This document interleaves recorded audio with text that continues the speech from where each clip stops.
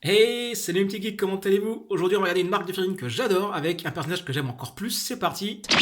La Green Lantern de chez Mesco. Mais attention, pas la version sortie il y a quelques mois avec John Stewart boîte carton. Ici, on a une boîte en métal. On a le Hal Jordan qui est enfin sorti. Le Green Lantern historique iconique est enfin en Mesco, donc je suis super content.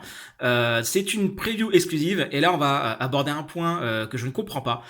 Ce personnage-là, je suis sûr que c'est un des plus attendus au niveau des Green Lantern en Mesco.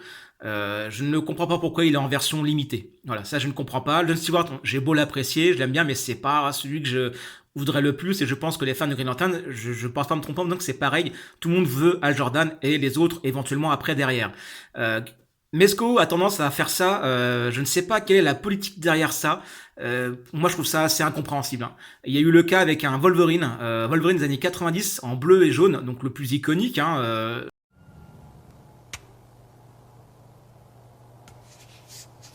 enfin, vous me direz ça dans les commentaires. Celui-ci, il a été fait en édition limitée, tandis que la version années 80 avec sa couleur marronasse jaune, lui, il est en édition standard. Donc tout le monde peut se procurer l'édition marron-jaune, mais la version que tout le monde voudrait, bah non, c'est une version limitée. On la trouve encore maintenant, mais le prix, je crois qu'il a déjà doublé. Donc moi, je trouve ça hallucinant. Ces figurines-là ont beau être super magnifiques, je pense que ça ne devrait pas dépasser les 150 euros maximum, hein, quand on les aime. Et là, le Wolverine, je crois que maintenant il a des prix, je crois qu'il est à 200, 220 dollars, alors qu'on a une flopée de versions alternatives qui sont en édition standard. Incompréhensible. Je ne comprends pas cette politique. On a la même chose sur un Punisher. Punisher, donc ils ont fait plusieurs designs assez sympas, mais il y en a une qui ressemble vraiment aux comics, avec les gants blancs, les jambières blanches, et celui-ci, mais il atteint des prix mais stratosphériques. Je ne comprends pas. C'est une version exclusive qui a été sortie pour un Comic Con, je crois, et du coup, bah, c'est introuvable.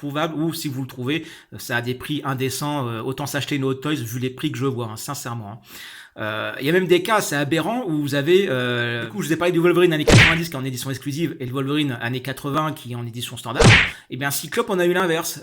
L'édition années 90, elle était standard, et l'édition années 80, elle est vendue en exclusif. Mais ce que vous faites quoi là? Je ne comprends pas ce que vous faites. Vous êtes même pas cohérent avec vous-même, quoi. Donc bref, voilà, c'est une petite gueulante. Bon, moi je suis content d'avoir pu me la prendre tout de suite. Mais voilà, si vous êtes fan, n'attendez pas, achetez-la parce que celle-ci, elle va vite grimper, hein. Bref, voilà, on va regarder la figurine. Du coup, on va se concentrer sur la boîte. Donc on a une belle boîte métal, hein, pour le coup. Bon, ça fait plaisir. En même temps, c'est exclusif. Sur le côté, on a le nom 112. En gros, voilà, le Green Lantern, Mesco Toys. Voilà, Green Lantern. Alors, ce qui est marrant, c'est que nulle part on voit que c'est Hal Jordan sur le devant. Il faut regarder à l'arrière. Et là, vous avez le détail du coup de la figurine. Donc, voici notre Hal Jordan magnifique avec un design qui est différent de celui de John Stewart pour le coup. Vous avez la lanterne, différents éléments pour les mains, une tête alternative, différentes mains, une avec un blast au niveau de l'anneau, ça je trouve ça magnifique. Le stand, le petit grappin, voilà, des photos pour présenter la figurine, et puis c'est tout. Alors, on voit qu'il y a un Light Up Futures, c'est-à-dire qu'il y a des parties qui s'illuminent, donc je suppose que c'est la batterie, peut-être la bague, hein, on va voir, parce que c'est tellement petit, mais en tout cas, voilà, la batterie, c'est sûr que ça doit s'illuminer. Voilà, donc c'est parti, on va regarder ça. Alors, pour la boîte, on a une belle boîte à gâteaux, et voilà, une vraie boîte en métal, ça me rappelle les coffrets de Lacre. Donc voilà, avec la figurine à l'intérieur. Donc on a des explications. Donc là, on nous explique que bah, effectivement la batterie des Green Lantern sera sur batterie, donc sur pile. Comment les insérer à l'intérieur. Moi, j'ai déjà fait à l'avance, hein, pour pas être embêté juste après. Vous avez juste une vis à enlever, mettez les piles et c'est parti. Ça s'illumine grâce aux gants. Vous allez voir, je vous montrerai après comment ça se passe. Un petit mot du coup de Mesco, hein. Euh, Petite protection. Et voilà, ici la figurine. Donc on va enlever tout ça, on va regarder ce qu'il y a à l'intérieur. Donc vous avez une première partie avec la figurine et divers objets pour vous amuser sur les displays. Et en dessous vous avez donc le petit stand avec le grappin pour mettre en hauteur. Donc cette fois-ci il y a juste le grappin pour le faire tenir en hauteur. Il n'y a pas le petit grappin éventuellement pour le mettre avec un aimant. Voilà, il y a juste cet élément-là. Voilà. Et voici la figurine avec tous ces accessoires qui sont dans la boîte. Donc c'est parti, on va regarder ça de plus près. Donc la figurine Hal Jordan qu'on attendait tant. Donc la voici. Je vais parler des petits défauts tout d'abord. J'ai un petit trait de peinture verte ici. C'est un peu dommage, ça défigure un petit peu le personnage. Bon, heureusement c'est sur le côté, c'est pas de pleine face. Donc bref, mais Bon, c'est là et ça m'embête un petit peu, mais je vais pas la renvoyer.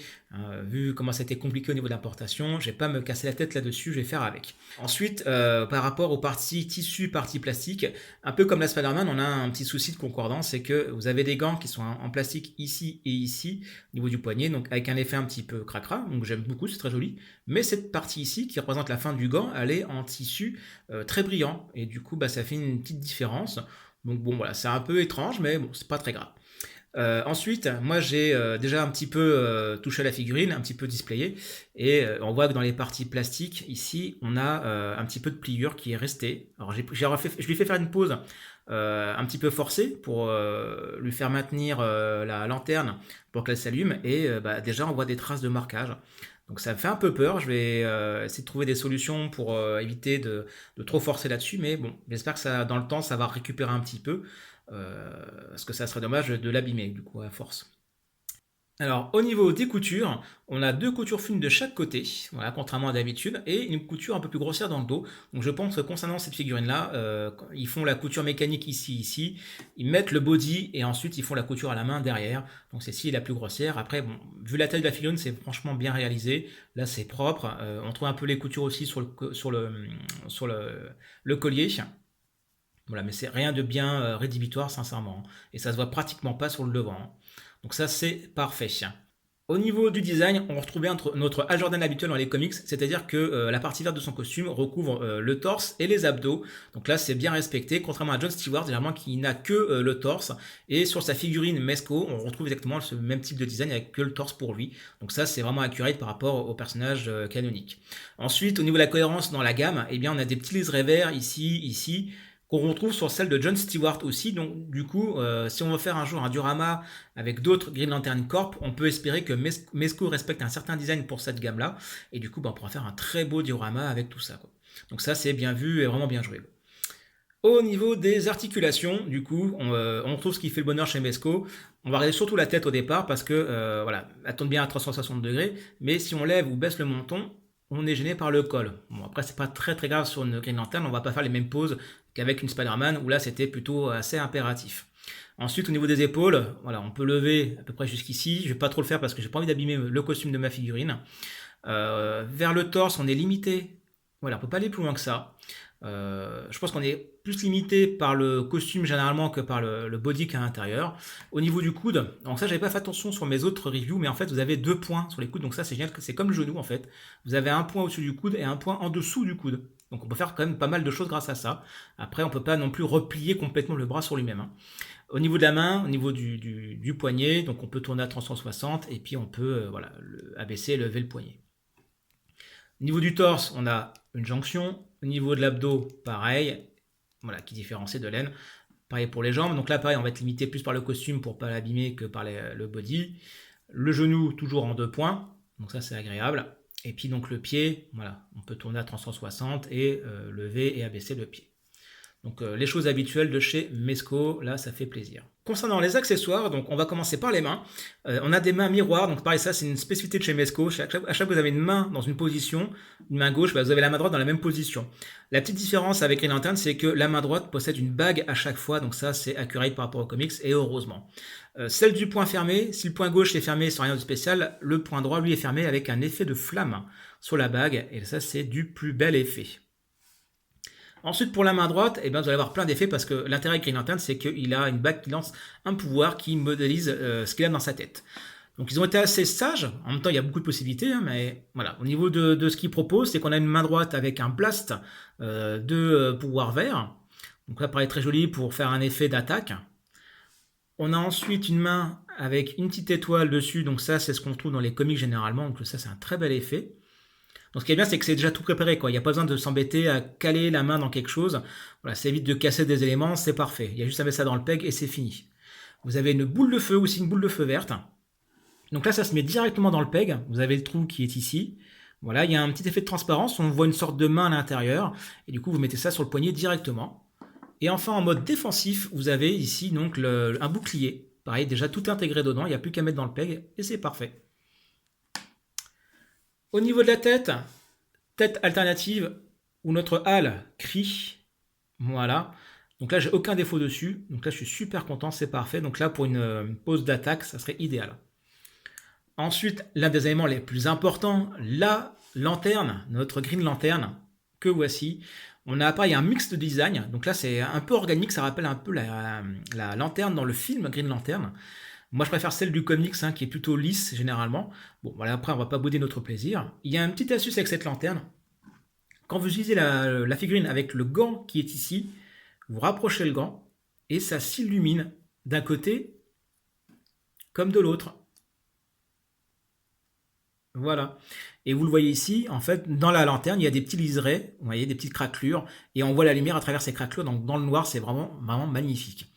Le petit truc, donc, c'est que ça marche avec des piles, donc fournies par Mesco. Vous avez ici dans le socle une vis, vous enlevez la vis, vous mettez les piles, c'est super facile, vous remettez le socle.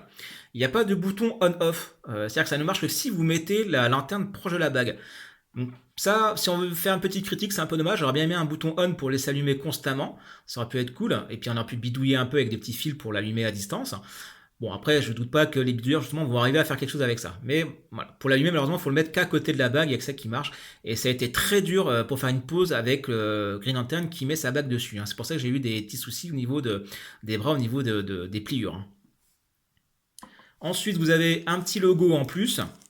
Donc je pense que c'est au cas où si vous perdez l'autre, parce qu'il n'y a rien de spécial, hein, c'est juste un petit point enfoncé dedans, il n'y a rien de caché à l'intérieur, donc c'est au cas où si vous le perdez.